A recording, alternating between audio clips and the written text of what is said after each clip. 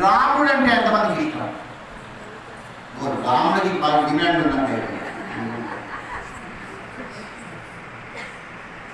Right. ప్రపంచమంతా రాముడు అంటే ఇష్టపడుతున్నాం, కృష్ణుడు అంటే ఇష్టపడుతున్నాం. మరి ఎప్పుడైనా మీరు కృష్ణుడికి ఎవరంటే ఇష్టము అని ఆలోచించారా? మనకు కృష్ణుడంటే ఇష్టమైతే లాభమా, కృష్ణుడికి మనమంటే ఇష్టమైతే లాభమా? కృష్ణుడికి మనమంటే ఇష్టమైతే లాభం.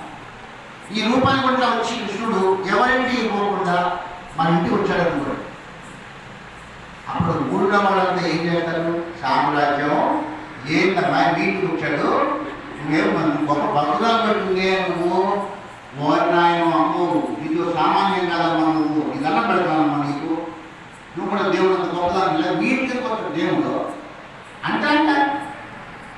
అంటే కృష్ణుడిని నమ్మిన వాడు కూడా కృష్ణుడు అంత గొప్పవాడిగా సమాజంలో గౌరవించబడతాడు. రామదాస్ తెలుసా మీకు? రామదాస్ తెలుసా?